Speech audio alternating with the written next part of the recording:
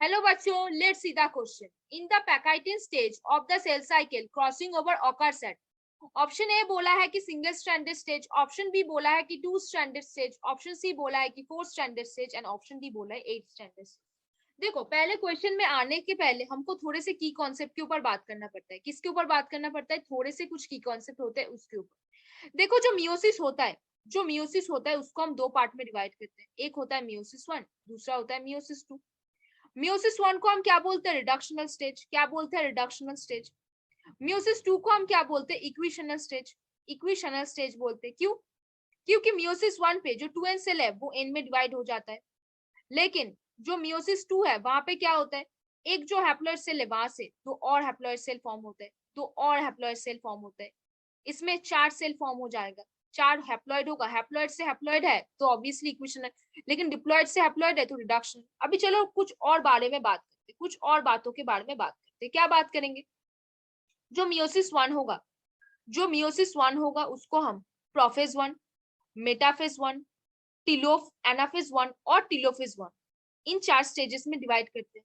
लेकिन जो प्रोफेज 1 है उसको कुछ और स्टेजेस में भी डिवाइड किया जाता है. एक होता है लिप्टोटिन, फिर होता है जाइगोटिन, फिर होता है पैकाइटिन, फिर होता है डिप्लोटिन, फिर होता है डायकाइनेसिस. इसको एक ट्रिक से याद रख सकते हैं. लेडीज, जोई, प्लीज डू डांस. अब एल स्टेज में क्या होता है? एल स्टेज को हम बुके स्टेज मानते हैं. हर एक स्टेज का जो इंपॉर्टेंस है वो आपको जान के रखना है, बहुत ज्यादा इंपॉर्टेंट है, एग्जाम पे बहुत बार आता है. जाइगोटिन स्टेज में क्या होता है? साइनेप्सिस होता है. साइनेप्सिस होगा तो क्या होगा? साइनेप्टोनिमल कॉम्प्लेक्स का फॉर्मेशन होगा. क्या होगा? साइनेप्टोनिमल कॉम्प्लेक्स का फॉर्मेशन हो जाएगा. ठीक है. अभी पैकाइटिन स्टेज में क्या होगा? क्रॉसिंग ओवर होगा. पैकाइटिन स्टेज में क्या होगा? क्रॉसिंग ओवर होगा. डिप्लोटिन स्टेज में क्या होगा? कायास्माटा का फॉर्मेशन होगा. और क्या होगा? डिसोल्यूशन ऑफ द साइनेप्टोनिमल कॉम्प्लेक्स हो जाएगा. डिसोल्यूशन ऑफ द साइनेप्टोनिमल कॉम्प्लेक्स हो जाएगा. डायकाइनेसिस स्टेज में क्या हो जाएगा? डिसोल्यूशन ऑफ द कायास्माटा होगा. क्या हो जाएगा? डिसोल्यूशन ऑफ द कायास्माटा हो जाएगा. Dissolution of chiasmata will take place है. अब देखो क्या हो रहा है. अब देखो, एक फिर से हम पिक्चर ड्रॉ करके समझते हैं क्या होता है. देखो, पहले जो साइनेप्टोनिमल कॉम्प्लेक्स बना था, कैसे बना था? मान लो कि ये दो होमोलोगस क्रोमोसोम है. मान लो ये पापा से आया है, ये मम्मा से आया है. और ये क्या है? थोड़े थोड़े जो बेसिक्स है वो जानना बहुत इंपॉर्टेंट है. मान लो ये 1 और 2 इसके क्रोमाटिड्स है, तो 1 और 2 क्या है? सिस्टर क्रोमाटिड्स होंगे इन क्रोमोसोम का. फिर 3 और 4 क्या है? इस क्रोमोसोम का सिस्टर क्रोमाटिड्स है एक दूसरे के साथ. लेकिन 2 और 3 क्या है? Non sister chromatid. 2 और 3 क्या है? 2 और 3 एक दूसरे के साथ क्या है? नॉन सिस्टर क्रोमाटिड्स है. Non sister. लेकिन 1 और 2 एक दूसरे के साथ क्या है? सिस्टर क्रोमाटिड्स है. 3 और 4 एक दूसरे के साथ क्या है? सिस्टर क्रोमाटिड्स है. तो देखो क्या है, जब क्रॉसिंग ओवर होता है, क्रॉसिंग ओवर में क्या होता है? दो होमोलोगस क्रोमोसोम आते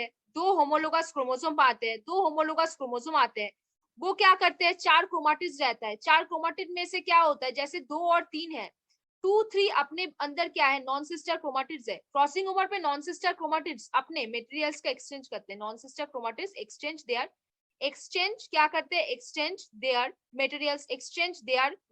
यहाँ पे कौन से एंजाइम का हेल्प लिया जाता है?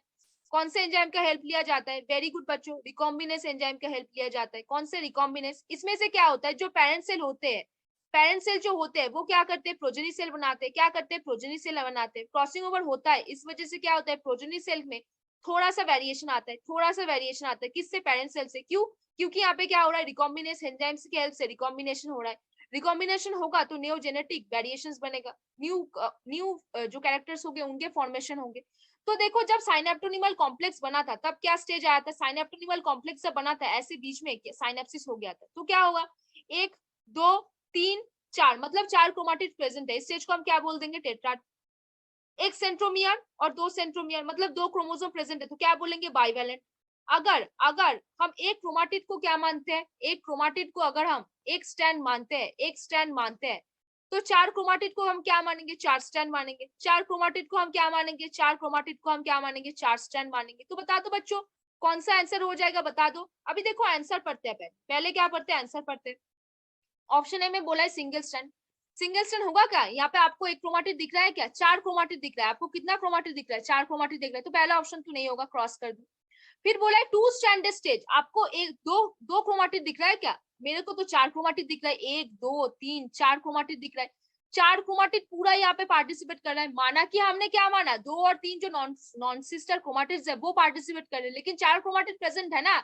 तो दो स्टैंडर्ड स्टेज होगा कि नहीं होगा? नहीं होगा, क्रॉस कर देते हैं। फोर्थ स्टैंडर्ड स्टेज, हाँ भाई हमको तो 4 क्रोमैटिड्स दिख रहा है, तो इसको टिक मार्क करते हैं। 8 स्टैंडर्ड स्टेज, आपको क्या 8 दिख गया क्या? 8 क्रोमैटिड दिख गया क्या? नहीं दिखा ना, तो कौन सा ऑप्शन हो जाएगा? वेरी गुड बच्चों, आपने बिल्कुल सही समझा। कौन सा ऑप्शन हो जाएगा? वेरी गुड बच्चों, आपने बिल्कुल सही समझा। कौन सा ऑप्शन हो जाएगा? जो फोर्थ स्टैंडर्ड स्टेज है, जो फोर्थ स्टैंडर्ड स्टेज है, पैकाइटिन स्टेज में जो सेल साइकिल होता है, वहां पे क्रॉसिंग ओवर होगा। क्रॉसिंग ओवर पे कितने स्टैंडर्ड स्टेज पार्टिसिपेट करेंगे? फोर्थ स्टैंडर्ड स्टेज, मतलब 4 क्रोमाटिड होगा। 4 क्रोमाटिड को, एक क्रोमाटिड को हम एक स्ट्रैंड बोलते हैं, तो 4 क्रोमाटिड्स है, मतलब उसको क्या बोलेंगे? 4 स्टैंडर्ड। सो वेरी गुड बच्चों, hopefully you understand the question very well. Best of luck.